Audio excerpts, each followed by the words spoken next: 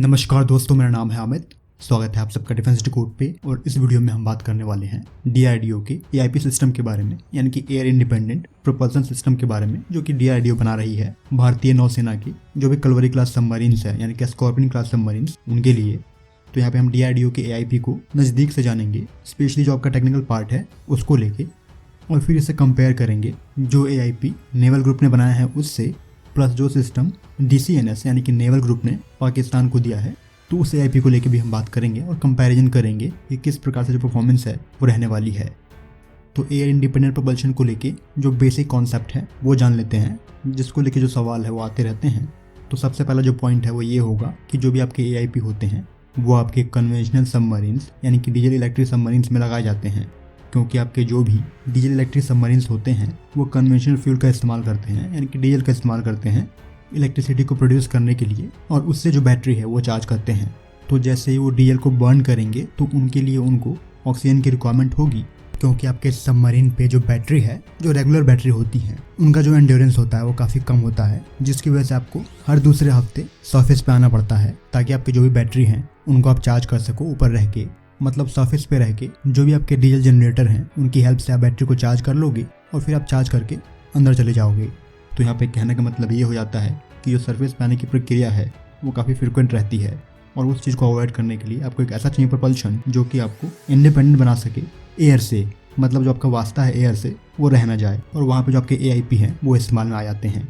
तो इससे आप ये समझ सकते हो कि जो भी आपके न्यूक्लियर सबमरीन होंगे वहाँ पे आपको AIP की रिक्वायरमेंट नहीं है, क्योंकि वहाँ पे जो फ्यूल है, न्यूक्लियर फ्यूल, वो आपके सबमरीन को पावर कर रहा है।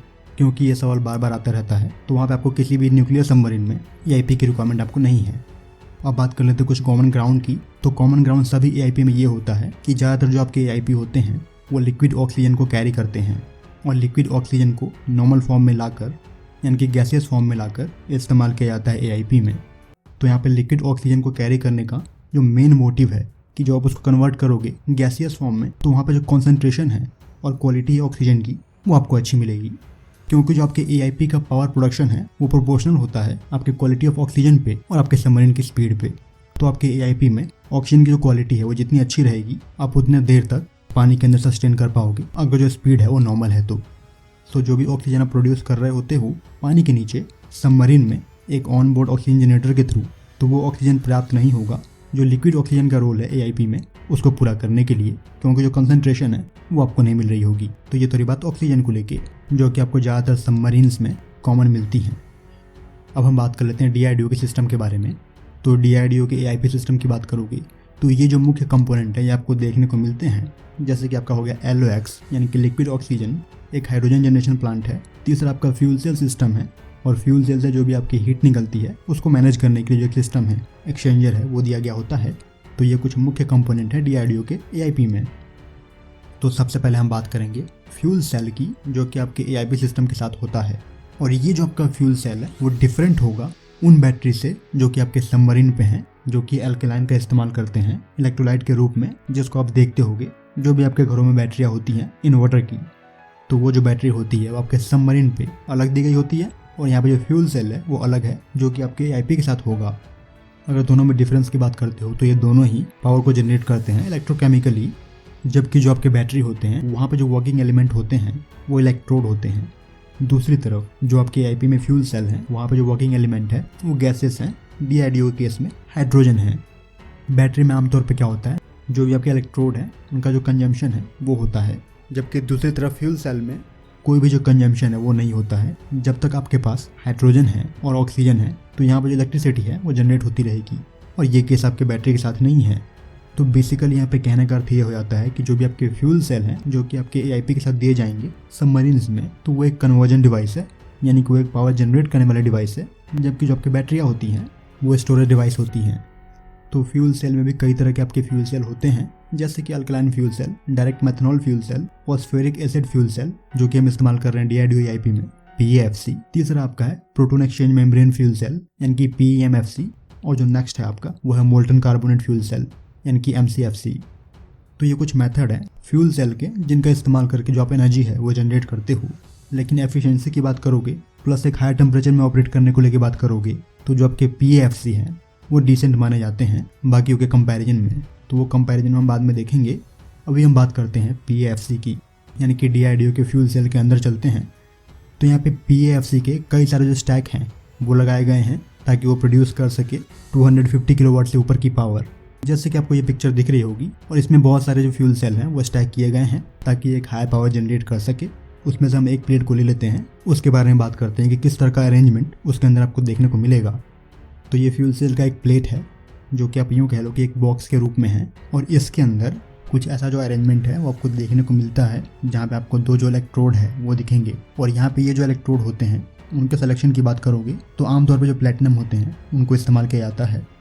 तो यहाँ पे जो आपके 2 इलेक्ट्रोड हैं उनमें से आपका एक हो जाएगा एनोड, दूसरा है कैथोड, और इन दोनों पे ही जो प्लेटिनम की कोटिंग है वो की जाती है, और इनको जो लेयरिंग है वो एक कैटलिस्ट के साथ की जाती है ताकि जो रिएक्शन है उनको फास्ट किया जा सके। तो इस सेल में बेसिकली क्या होता है कि एक तरफ से जो हाइड्रोजन है वो एंटर करेगा। तो यहाँ पर जो भी आपके 2 इलेक्ट्रोड हैं वो वेरियस मेटल के हो सकते हैं, लेकिन जो आपके प्लेटिनम होते हैं उनकी ये क्वालिटी होती है कि वो हाइड्रोजन को एब्जॉर्ब करते हैं जल्दी।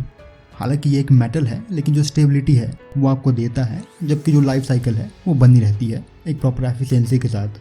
तो इसलिए यहाँ पे जो आपके प्लेटिनम है वो इस्तेमाल किए जाते हैं, और इन दोनों ही इलेक्ट्रोड पे यानी कि एनोड पे और कैथोड पे इसकी जो कोटिंग है वो की जाती है। तो बेसिकली आपने क्या किया, एनोड को बनाने के लिए जो एक लेयर है, चाहे प्लेटिनम हो, कार्बन हो, पोरस हो, टेफ्लॉन हो, इनकी जो एक लेयर है वो आपने तैयार की दीवार की एक साइड, और दूसरी साइड पे एक सिमिलर ही लेयर आपने तैयार की है जो कि कैथोड के रूप में काम करेगा। तो एक तरफ से आप जैसे ही जो हाइड्रोजन है वो पास करते हो, तो यहाँ पे जैसे ही जो आपके हाइड्रोजन गैस हैं वो आके टकराएंगी एनोड से, तो यहाँ पे इसकी क्वालिटी ये है कि जो भी पॉजिटिव चार्ज है ये उसको पास होने देंगे इलेक्ट्रोलाइट के थ्रू। यहाँ पे जो आपका इलेक्ट्रोलाइट है जो कि लिक्विड भरा हुआ है इन दोनों इलेक्ट्रोड के बीच में, और ये लिक्विड है आपका फॉस्फेरिक एसिड, और इसीलिए आप इसको PAFC कह रहे हो क्योंकि यहाँ पे जो इलेक्ट्रोलाइट है वो फॉस्फेरिक एसिड है। तो जैसे ही आपने एक छोर से जो हाइड्रोजन गैस है वो पास की, तो उसके जो भी नेगेटिव चार्ज हैं उसको ये प्लेट आगे नहीं जाने देगा, लेकिन जो पॉजिटिव चार्ज हैं ये उसको आगे जाने देगा, यानी कि दूसरे प्लेट के पास।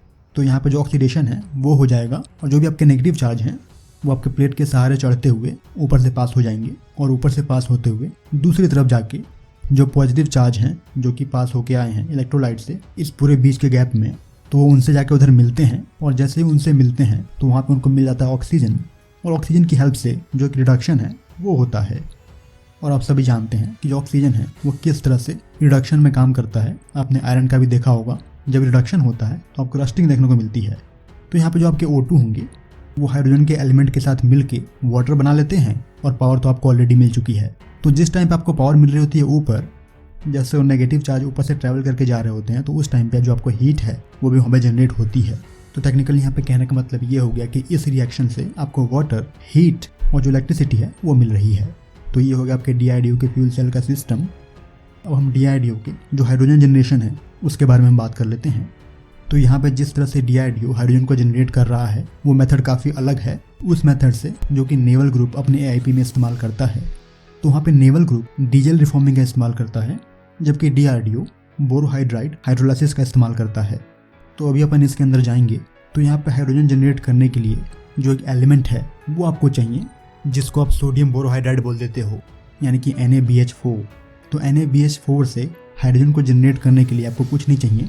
अगर आप NaBH4 में एक ड्रॉप जो वाटर है वो भी ऐड कर दोगे तो जो हाइड्रोजन का जनरेशन है वो आपको होने लग जाएगा।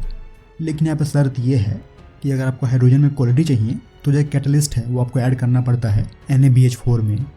और यहाँ पर हाइड्रोजन जनरेशन के प्रोसेस को कंट्रोल करने के लिए आपको कुछ नहीं करना है, आपको अमाउंट ऑफ वाटर को कंट्रोल करना है। तो आप वाटर जितना कम करोगे तो जो हाइड्रोजन का जनरेशन प्रोसेस है वो उतना ही कम हो जाएगा। तो यहाँ पर हाइड्रोजन को जनरेट करने के लिए बेसिकली एक पर्टिकुलर वेट रेशियो आप लेते हो NaBH4 का, जो कि कैटलिस्ट के साथ मिक्स किए गए होते हैं, और उसमें आप ऐड कर देते हो 4 अमाउंट में वाटर को, ताकि जो इक्वेशन है वो बैलेंस रहे। और जैसे ही जो इक्वेशन है वो बैलेंस होती है तो जो आपको हाइड्रोजन है वो मिलने लग जाता है H2 की फॉर्म में। तो ये हमारा प्रोसेस है हाइड्रोजन को जनरेट करने का। इसमें किसी भी तरह की जो पावर है इलेक्ट्रिसिटी या सबमरीन से वो नहीं जा रही है इनपुट के रूप में, मतलब कोई भी नेगेटिव पावर नहीं है। ये प्रोसेस काफ़ी अलग है नेवल ग्रुप के AIP में। वहाँ पे नेवल ग्रुप इस्तेमाल करता है डीजल फ्यूल का हाइड्रोजन को जनरेट करने के लिए। तो उनके पास जो एडवांटेज ये है कि डीजल फ्यूल किसी भी पोर्ट पे उनको मिल जाएंगे आसानी से, जबकि यहाँ पे DRDO के AIP में जो बोरोहाइड्राइड है वो कैरी करना पड़ता है। वैसे भी बोरोहाइड्राइड से जो हाइड्रोजन का कन्वर्जन है वो काफ़ी स्ट्रॉन्ग आपको देखने को मिलता है, मतलब एक छोटे से वॉल्यूम को कैरी करते हो बोरोहाइड्राइड के, तो उससे जो हाइड्रोजन है वो एक बड़े नंबर में प्रोड्यूस किया जा सकता है। तो ये तो रही बात हाइड्रोजन की। तो यहाँ पे एक चीज़ मैं और ऐड कर दूंगा कि जब भी यहाँ पे बोरोहाइड्राइड से आप हाइड्रोजन को जनरेट करते हो तो कुछ जो अवशेष है वो रह जाते हैं, उनको आप बाद में समुद्र में बहा देते हो। तो अब बात करते हैं कि ये काम कैसे करेगा। तो इसको काम करने के लिए आपको क्या करना है, पहले जो आपने स्टोर किया हुआ है लिक्विड ऑक्सीजन, जो कि आमतौर पे 40 बार से लेके 60 बार के बीच में जितने भी AIP हैं उनमें रखा जाता है। तो लिक्विड ऑक्सीजन से उसको आप गैसियस फॉर्म में लाओगे, जो कंसंट्रेशन होगा और जिस तरह की भी रिक्वायर्ड होगी एनर्जी की प्रोडक्शन, उस तरह का जो कंसंट्रेशन है वो आप रखोगे। तो यहाँ पे आपने गैसियस O2 को भेज दिया है फ्यूल सेल सिस्टम में। हम सभी जानते हैं कि फ्यूल सेल में क्या हो रहा है, एक तरफ जो O2 है वो आ रहा है और दूसरी तरफ से जो H2 है जो कि आपने जनरेट कर लिया है, और आपको पता है कि हमने कैसे जनरेट किया है H2 को। तो वहाँ पे दूसरी तरफ से आप H2 को भेज दोगे और ये दोनों ही फ्यूल सेल में जाकर पानी बनाएंगे, इलेक्ट्रिसिटी बनाएंगे और जो हीट है वो बनाएंगे, जो कि आपको ऊपर दिख रहा होगा थर्मल मैनेजमेंट के रूप में। तो यहाँ पे जो हीट है उसको मैनेज कर लिया जाता है HE में, यानी कि हीट एक्सचेंजर में। और जैसे ही ये दोनों फ्यूल सेल में मिल रहे हैं तो जो आपको पावर मिल रही है उस पावर को आप भेज दोगे जो आपके सबमरीन पे ऑलरेडी बैटरी पड़ी हैं उनके पास, और वहाँ पे उनमें आप स्टोर कर लोगे। तो आपको टेक्निकली सरफेस पे आने की जरूरत नहीं है, आपने सबमरीन में ही जो पावर है वो जनरेट कर ली है। लेकिन यहाँ पे लिमिटिंग फैक्टर क्या है, लिमिटिंग फैक्टर आपका हो जाता है दो चीज़ें। पहला तो जो रॉ मटेरियल है NaBH4 का वो, और दूसरा हो जाता है आपका लिक्विड ऑक्सीजन। तो ये दोनों आपके लिमिटिंग फैक्टर हो जाते हैं। और लिक्विड ऑक्सीजन को स्टोर करने का जो टैंक है, कंटेनर है, वही आपके सबमरीन की AIP के साइज को तय करता है कि वो कितना बड़ा होगा। अब जितना बड़ा लिक्विड ऑक्सीजन को कैरी करोगे आपके पानी में रहने की जो क्षमता है वो उतनी ही बढ़ेगी। लेकिन यहाँ पे कैच भी है, जो पाकिस्तानी AIP सिस्टम है वो सेम अमाउंट ऑफ पावर को जनरेट करने के लिए ज़्यादा लिक्विड ऑक्सीजन को पीता है DRDO वाले AIP के कंपैरिजन में। सपोज करो मुझको 1 किलोवाट की पावर जनरेट करनी है, तो 1 किलोवाट की पावर जनरेट करने के लिए अगर मेरा AIP 2 लीटर O2 को ले रहा है, तो वहीं पे जो पाकिस्तान के सबमरीन में लगे AIP 2.5 से 3 लीटर जो O2 है वो लेंगे। और ये जो रेट है वो और बढ़ जाएगा अगर आपके सबमरीन की जो स्पीड है वो बढ़ती है। तो टेक्निकली यहाँ पे कहने का अर्थ ये होता है कि यहाँ पे जो AIP सिस्टम है DRDO का वो काफ़ी एफिशिएंट है, उसकी एफिशिएंसी हायर है। सो हम कहाँ पे थे कि जितना बड़ा आपका LOX कंटेनर होगा आपके पानी में रहने के जो चांस हैं वो हायर होते हैं, अगर कोई और फैक्टर ना हो तो। नहीं तो आपको O2 को रिस्टोर करने के लिए जो भी आपके बेस हैं वहाँ जाना पड़ता है। तो ये तेरी बात DRDO के AIP सिस्टम को लेके। अब बात करते हैं उस AIP सिस्टम की जिसको नेवल ग्रुप ने बनाया है। वो कुछ आपको इस तरह का दिखता है, और उसमें भी जो एक LOX है यानी कि लिक्विड ऑक्सीजन का मॉड्यूल है वो दिया गया है, फ्यूल सेल दिया गया है, और यहाँ पर हाइड्रोजन को जनरेट करने के लिए जो एक रिफॉर्मर डिवाइस है वो दी गई है जो कि डीजल रिफॉर्मिंग कर सके, प्लस एक शिफ्ट दिया गया है। और यहीं पर जो एक प्यूरिफिकेशन मेम्ब्रेन है वो भी ऐड किया गया है, क्योंकि आप इस्तेमाल कर रहे हो डीजल फ्यूल का, और यहाँ पे उसको रिफॉर्म करने के लिए कोई भी जो सल्फर एलिमेंट है वो नहीं होना चाहिए, नहीं तो आपके सबमरीन की जो स्टेल्थ है वो कॉम्प्रोमाइज हो जाएगी। तो वहाँ पे डीजल को प्योरीफाई करने के लिए ये जो प्यूरिफिकेशन मेथड है वो दिया गया है।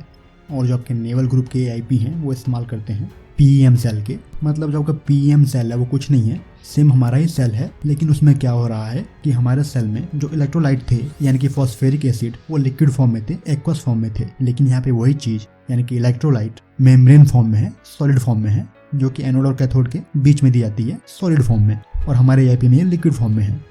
तो इनके में भी क्या हो रहा है कि एक तरफ से जो डीजल ऑयल है वो ये लेते हैं डीजल टैंक से, जो O2 है वो ये लेंगे, उसको कन्वर्ट करते हैं गैसियस फॉर्म में और उन दोनों को डालते हैं रिफॉर्मर में, और रिफॉर्मर में इन दोनों की प्रोसेसिंग करने के बाद इनको भेजा जाता है मेम्ब्रेन में, जहाँ पे जो भी एलिमेंट हैं जो कि आपके सबमरीन के स्टेल्थ को कॉम्प्रोमाइज करेंगे, जैसे कि सल्फर, तो उस चीज़ को यहाँ पे एलिमिनेट किया जाता है आपके मेम्ब्रेन में।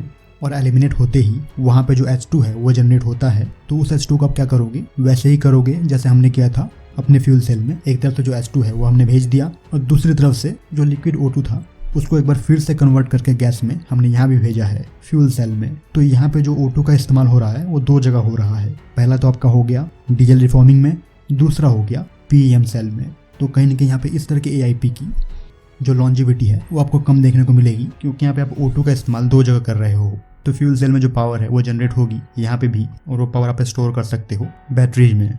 तो ये है आपका नेवल ग्रुप का AIP, जिसको प्रोबेबली ऑफर करने वाले हैं ब्राज़ील को भी उनके स्कॉर्पियन क्लास सबमरीन के लिए।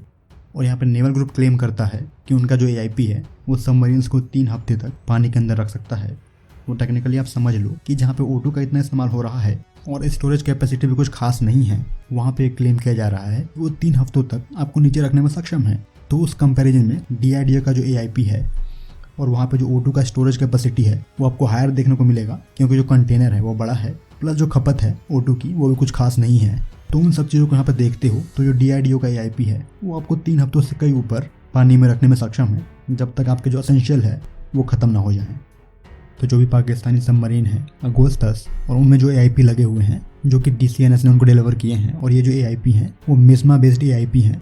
तो बेसिकली ये जो AIP हैं वो एक क्लोज साइकिल AIP हैं, मतलब पूरे प्रोसेस में जो एक एलिमेंट है वो घूमेगा, जैसे कि स्टीम हो गया, और ये स्टीम को बनाकर उस स्टीम को डायरेक्ट करते हैं टरबाइन पे, और वहाँ पे जो टरबाइन है वो घूमती है। तो यहाँ पे जो पावर है वो आपको फ्यूल सेल के रूप में ना मिलके एक शैफ्ट पे मिलती है। मतलब जैसे आपकी जो टरबाइन है वो घूमेंगे तो उसके रोटरी मोशन से आप चाहो जनरेटर घुमा लो या फिर उस पावर को आप डायरेक्ट शिफ्ट कर दो सबमरीन के शैफ्ट पे। तो इस तरह के AIP में कंबशन चैम्बर का भी इस्तेमाल किया जाता है, जो कि आपको दिख रहा होगा। और कंबशन चैम्बर में बर्न होने के लिए ये डीजल फ्यूल का इस्तेमाल नहीं करते हैं, ये इस्तेमाल करते हैं एथेनॉल का। बेसिकली जो आपके एथेनॉल होते हैं वो सॉल्ट अल्कोहल होते हैं, तो ये एथेनॉल का इस्तेमाल करते हैं कंबशन चैम्बर में बर्न करने के लिए। यहाँ पे जो भी आपके लिक्विड ऑक्सीजन है क्रायोजेनिक टैंक में, उनका जो प्रेशर होता है वो हायर होता है जो भी आपके AIP हैं उनके लिक्विड O2 से। तो टेक्निकली यहाँ पे कहने का मतलब ये हो गया कि जब इन दोनों की बर्निंग हो रही होगी कंबशन चैम्बर में, तो जो प्रेशर होता है O2 का वो आमतौर पर हायर होता है। और एक बार जैसे ये बर्न होगा तो बर्न होने के बाद जो भी गैसेस हैं वो आगे मूव कर जाती हैं, और वहाँ पे HE में यानी कि हीट एक्सचेंजर में वो अपनी हीट को दे देती हैं एक वाटर बॉडी को। उस हीट को लेकर जो आपका वाटर है वो कन्वर्ट हो जाते हैं स्टीम में, स्टीम जनरेशन के थ्रू, और वो जो स्टीम है उसको भेज दिया जाता है टरबाइन पे। मतलब जो उसमें ब्लेड हैं वो घूमते हैं, और ब्लेड के घूमने के बाद उस ब्लेड को आप कनेक्ट कर दोगे उस शाफ्ट को ऑल्टरनेटर से, जिससे कि जो आपको पावर है वो जनरेट हो जाएगी, पावर इस्तेमाल कर ली जाएगी सबमरीन पे। तो इस तरह की जो पावर है वो आपको मिलती है। और यहाँ पे जो स्टीम है जिनसे एनर्जी ले ली गई है, यानी कि जो एग्जॉस्ट है टरबाइन के, उनको भेजा जाता है कंडेंसर में, जहाँ पे इन एग्जॉस्ट का जो टेम्परेचर है वो कम कर दिया जाता है एक और वाटर बॉडी से, जो कि समुद्री पानी लेके किया जाता है। तो इस तरह से जो स्टीम है वो घूमता रहता है एक साइकिल में, एक क्लोज साइकिल में, कभी पानी की फॉर्म में तो कभी स्टीम की फॉर्म में, और इसीलिए आप इसको बोल रहे हो close cycle steam turbine AIP। तो बेसिकली यहाँ पे जो आपको डिसएडवांटेज है वो ये है कि आपको ऑक्सीजन को और एथेनॉल को एक हायर प्रेशर पे बर्न करना ही पड़ेगा, नहीं तो CO2 है वो बाहर नहीं निकलेगा आपके सबमरीन के हल से, अगर जो प्रेशर है वो हायर नहीं होगा तो ये जो एक डिसएडवांटेज है वो आपको देखने को मिलता है कि यहाँ पे जो O2 का प्रेशर है वो आमतौर पे हायर रखा जाता है, जो कि सेफ्टी के पॉइंट ऑफ व्यू से रिस्की है। और रिस्क फैक्टर की बात करोगे तो यहाँ पे जो CO2 है वो कहीं ना कहीं कॉम्प्रोमाइज करेंगे आपके सबमरीन के स्टेल्थ को। प्लस आपके सबमरीन में जो रोटरी बॉडी है यानी कि टरबाइन वो आ चुका है, उसका मोशन हो रहा है कंटिन्यूअस, तो यहाँ पे जो उसका वाइब्रेशन होगा यानी कि टरबाइन की जो तरंगे होंगी वो पकड़ी जा सकती हैं एनिमी के सोनार पे। तो ये जो AIP हैं वो उतने स्टेल्थी नहीं है जितने कि आपके फ्यूल सेल वाले हैं। बात करोगे एफिशिएंसी की तो इनकी जो एफिशिएंसी है वो सभी AIP में सबसे कम है। ये कुछ आपको जो कंपैरिजन है वो आपको देखने को मिलता है मुख्य रूप से। डीजल रिफॉर्मिंग की बात करोगे तो वहाँ पे जो LOX है डीजल रिफॉर्मिंग में, उसकी जो रिक्वायरमेंट है वो आपको हायर पड़ेगी, जिसको लेके हम बात कर चुके हैं कि एक जगह पे इस्तेमाल कर रहे हो H2 को बनाने में और दूसरी जगह इस्तेमाल कर रहे हो फ्यूल सेल में। तो वहाँ पे 2 रूपों में लिक्विड ऑक्सीजन की खपत हो रही है, तो वहाँ पे जो खपत है वो हायर है। मेस्मा में बात करोगे तो यहाँ पे भी मॉडरेट है, जबकि DRDO के AIP में कोई जो एडिशनल खपत है वो नहीं है। तो एक चीज़ आप जानते होंगे कि सबमरीन में जितनी गैस जनरेट होगी वो गैस जब बाहर निकलती है, जैसे ही बबल बनेंगे तो बबल के फूटने की वजह से जो एक नॉइज है, तरंग है, वो जनरेट होती है। तो यहाँ पे कहने का मतलब ये हो गया कि जो भी आपके AIP होंगे वो जितना कम गैस एग्जॉस्ट के लिए छोड़ेंगे उतना ही जो आपका सबमरीन है वो स्टेल्दी होगा। डीजल रिफॉर्मिंग में जो गैस जनरेशन है वो हायर है, मेस्मा में भी वो हायर है, क्योंकि मेस्मा में जब कंबशन चैम्बर में फ्यूल बर्न हो रहा है तो वहाँ पे जो CO2 है वो जनरेट होता है, जो कि एग्जॉस्ट के रूप में जाता है, जबकि DRDO के बोरोहाइड्राइड में वो चीज़ मिल के बराबर है, क्योंकि वहाँ पे जो वेस्ट है, बाई प्रोडक्ट है, वो सॉलिड फॉर्म में है और वाटर फॉर्म में है। लाइफ की बात करते हो तो डीजल रिफॉर्मिंग और मेस्मा की जो लाइफ है वो उतनी सर्टेन नहीं है, जबकि DRDO की AIP की जो लाइफ है वो आपको हायर देखने को मिलेगी। हाइड्रोजन क्वालिटी की बात करते हो तो जो भी आप हाइड्रोजन जनरेट करते हो डीजल रिफॉर्मिंग से, तो वहाँ पर जो H2 की क्वालिटी होती है वो आपको लोअर देखने को मिलेगी इन कंपेरिजन टू बोरोहाइड्राइड।